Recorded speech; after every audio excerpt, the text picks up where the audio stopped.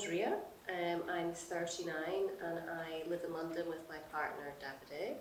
I think the interesting thing for me was we had a lockdown, so it was 2021, and I didn't actually have any symptoms. I had got a letter from our doctor to say, it's time for your smear test.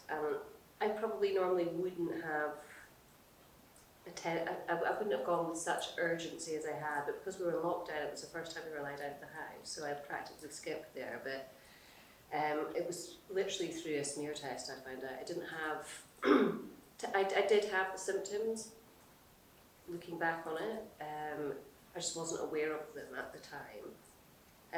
So yeah, I thought that was interesting because I did have all the symptoms, I just hadn't put them all together. But if it hadn't been for the smear test in lockdown, I probably wouldn't have gone to it with such urgency as I did, because I just wanted to get out of the house. I definitely would have put it off. And actually when I sat down, and then the more we had time to think about it when I spoke to the doctor, all the symptoms I definitely did have, and I just would say to myself, maybe it's this, or I did have all the symptoms, but I just hadn't put it all together. And what would you say the symptoms were? So, symptoms being, it became painful to have sex. Can I say that? Yeah, definitely. Sorry. Yep. It became painful to have sex. It became, I'd lost some weight. There was just some different things I was noticing that were becoming more regular. So, sometimes you sort of push these things aside and think, maybe it's just that time of the month, but yeah, no, I had all the symptoms. Definitely, I should have checked on it a bit quicker than I did.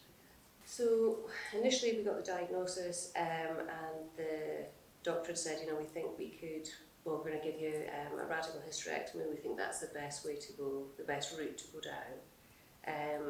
And he had hoped that the radical hysterectomy would mean that I wouldn't have to have any further treatment. However, as time went on, we had figured out that I had quite a rare type of cervical cancer. And so it was in both of the cells. And some of it made it quite difficult for them to see exactly where it was. So when we had during the radical hysterectomy, during the operation, when I woke up, they had said actually when we were doing the operation, we found that there was cancer in the lymphs as well, so we took the lymph nodes out. So they then had said, although we didn't want to have to do radiotherapy, we'll have to do radiotherapy and chemotherapy to sort of give it the final push. The chemo, it was, I have to say for me, when we went through, I dealt with my journey in London, so where we were, the hospital were incredible, so it was a lot more, I don't know how to word that, it was a very caring environment, so any questions that you had to ask, I felt very strangely relaxed about it. But yeah, it's scary to go through, and it takes your toll on your body, it definitely does. Also as well, so obviously the doctor had said, obviously we're going to be having to do a radical hysterectomy, and it then makes you think it's not just me you have to think about, so my partner Davide, we want children, so it then becomes not a solo journey, it's not just about me, it's also more so about, it's out of my control, so you worry about your partner, because his wishes, I just thought, oh gosh, it's not just affecting me, it's affecting him so much too.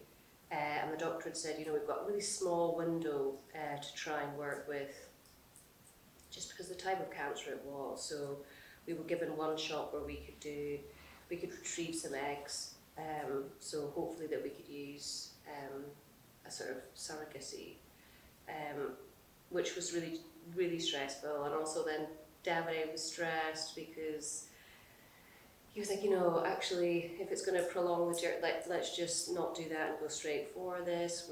I was like, actually, we've got one time to do it, so let's try and do it. And we were successful with that. We managed to get 10 eggs, which was amazing, and I'm very grateful for that.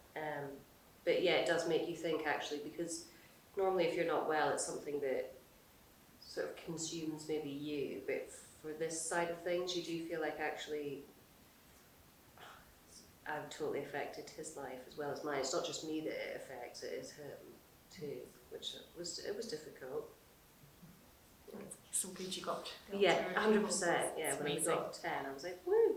Oh. Yeah. And then so how long were you in treatment for then? So treatment, I started my treatment. So 2021. So I had my operation in the end of August, and then I went into. I started I think I had my first chemotherapy in November. So yeah, November and December we had radiotherapy. Yeah.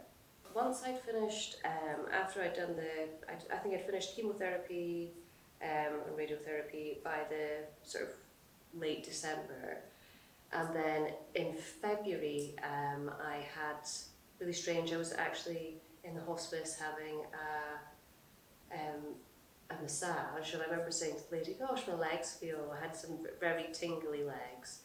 And she said, oh, we didn't know what it was, that was fine. And that sort of carried on for the next 2 days, this sort of feeling of pins and needles in your feet, which was gradually sort of going up my leg. And I remember saying to Davide, I think maybe I've overdone something, like with a yoga stretch or something. But it just throughout the day got worse and worse, and then by the end of the day we'd called an ambulance because I could no longer feel my legs. I couldn't feel my legs anymore at all, and the pain in my back was incredible. I've never felt anything like it. The best way I could describe it was it felt like my body was on fire. And so we called the ambulance. The ambulance unfortunately took a long time to get there. It was about 6 hours. So by the time the ambulance got there, they weren't too sure if I'd had a stroke or if the cancer had spread to my spine. So we were taken into hospital. As soon as we got into the hospital, we were taken to a stroke ward, and the gentleman had said, actually, it's not a stroke. And he'd said, we are questioning if maybe the cancer's come into the spine. So we had to wait we went to do some scans, and then he said, actually, it's not cancer. And Davide and I both said, oh my gosh, that's amazing. And he said, oh, I think it's something called Guillain-Barré syndrome. And I was still thinking amazing because it wasn't cancer. And he went, that's not so amazing. And I'd never heard of Guillain-Barré syndrome. And he had said, basically it's when your nervous system starts to attack your your immune system starts to attack your peripheral nervous system. And basically your nerves just turn on each other and they just slowly start switching off. So he'd said, depending how bad this gets, you will have potentially full body paralysis, which I'd never even heard of it, so I was in a bit of shock about the whole thing. And by that point, my legs weren't working at all, and I couldn't really move my arms, and I couldn't see through my eye. And then eventually it just got worse and worse to the point that I could no longer speak with Davide. So I remember saying to Davide, we would have, if I could blink with my one eye that worked, I would blink once for yes, twice for no, and 3 times to say I love you. And that was the last thing, we were able to do. And they said, actually, we're going to have to put you in an induced coma now because the paralysis was now coming completely up to the head. My breathing was affected. So they had said, actually, we're going to put you in an induced coma for 3 weeks.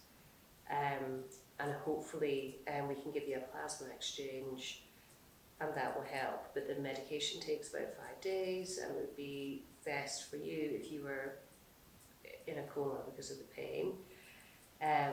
So yeah, that was, so I was strangely very happy to go into an induced coma because the pain was so much. I really hadn't ever experienced anything like it before. I then couldn't speak, so I was actually, for me, it seemed like the right decision to do. I was quite happy to go into an induced coma. And how was it a success? So coming out of the coma, I got taken out of the coma again. You go into this phase at which they called it locked in. So where I can sort of see everybody, but it looks like I am not responsive at all. So I'm still cognitive. So you just can't move your body, which is horrific. Can't speak. You're tubed. So yeah, I mean, waking up, when I eventually did wake up, I think I was taken out of the coma sooner than they had anticipated, because we'd had some issues cardiovascular with my heart. So they'd had to wake me up the next day instead of 3 weeks. So they woke me up the next day. Davide was told that the next 24 hours were touch and go, just because it had affected my heart. So eventually waking up from that was really bizarre, because I felt like I could slightly, without being a bit woo-woo about it, but you had this like kind of outer body experience, whereas I felt like I could hear people around me. I just couldn't respond to it because obviously I couldn't move my body. So it was I found the coming out of it really difficult, probably one of the hardest things I've ever gone through in my life. I think, you have a lot of time to think internally, and then not being able to communicate those things, it's really difficult. But I remember my first thought of waking up, my parents were there, Davide was there, and again, not being able to speak, but we had these special sort of, I don't know what they were called, word boards, where a nurse would, so you could communicate, she would sit and you'd have to spell the word out. And because I couldn't talk, it would be so as soon as she got to A, B, C, you'd have to do, so it took a long time to have a conversation, but I was very happy that I could have a conversation eventually. It took a long time. So we were in an intensive care for 3 months, and then we were 3 months in rehab. And the rehab was difficult because, again, it's not like because your nerves have switched off, it's up to your body then to sort of say when they're going to switch back on again. There's nothing, I can't work them any harder to make them work. So it was a slow journey, and I have to remember the top part of me, I felt like that I got movement back in my arms. I could as soon as we took the tube out, I could then speak, which was amazing. So I was actually got to a point where I was really content with that. My legs took a long time. So I think even I left rehab. So I think I started rehab in May, and I left in like September, and my legs still weren't really they just started to switch on there, which was amazing. But I still left in a wheelchair, and I still had a lot of work to do when we left the rehab. But that was just because obviously when the legs the nerves want to switch on, they want to switch on. You're not in control of how it happens, but I was really grateful that they even did. And I know my left side I still have a stick, so I'm walking with an aid, which, hopefully I definitely don't think I'll need forever. But it's definitely left you with residual side effects. But I'm just very grateful to be in the position that I am now. Yeah, it's incredible. To where I was. There is slight chance that it could happen again. hopefully not, but yeah, there is in cases it has been known to happen again. We just need to see. And strangely, certain times of the year, you can have what they call, I don't know how you'd word that, what would I call that when they have, sorry, I've forgotten the word, when the cold weather comes, Okay. it brings on, Yeah. so it affects your nerves. So the tingling, the pins and needles, that's still, in the winter times that's worse. So I still struggle with that. But I think it's just something you get used to. And day to day, how are you in yourself and keeping? Yeah, I mean, strangely, I know this sounds an odd thing to say, and I don't mean to cause offence when I say it, but I definitely, some terrible things happen in the world for no reason whatsoever. But for me, I feel like the journey that I've been on with with the cancer and then the Guillain-Barré, it's made me have a lot of time to reflect on myself. And I am glad that they happened, but I wouldn't change them. I feel like I've benefited mentally from where I was. I appreciate things. I'm grateful for my friends and my family. And maybe just think to myself, gosh, don't sweat the small stuff quite so much as I used to, overanalyzing things from 20 years ago that mean nothing to anybody. So I feel like it's helped me mentally a lot, and I'm really grateful for that. So next year, I'm hoping to. I'm still not back at work. I was a hairdresser, and I'm a colour educator, but I'm thinking next year. I've got really into nutrition, so I'm doing a nutrition course. I do feel like we feed our bodies with goodness. So yeah, I'm going to be starting a course in London to do with that. Excellent. So I'm excited to do that.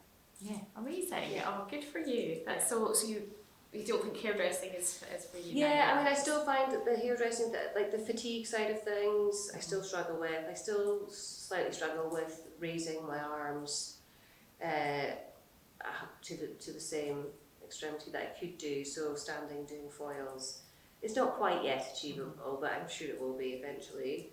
But in the meantime, yeah, I've definitely found, I think, an extra love for the nutrition side of things. I think you can do your body a lot of good from what we eat. So 100%. that's really, I find that really healing, as in what we're taking on, and what yeah, definitely find that's helped me. So it's something I've decided to go on to look at further with the course. So That's good for you. That's so nice to hear that. And yeah, it's amazing nutrition, isn't it? As we Yeah. find quite a lot of people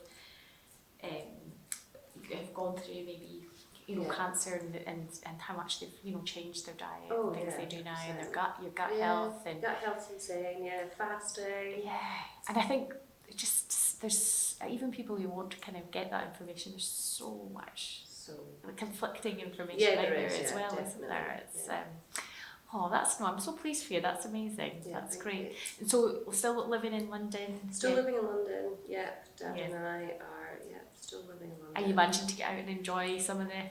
I've started, so I have. I think it was 4 days a week. I go to see somebody to help with mobility, which is definitely helping. I'm becoming a lot stronger, probably stronger than I was, but even before this had happened, which is interesting. And like I said, I've got a completely different mindset. So I am, a lot more sort of cautious of what I'm putting into my body and how I'm treating it.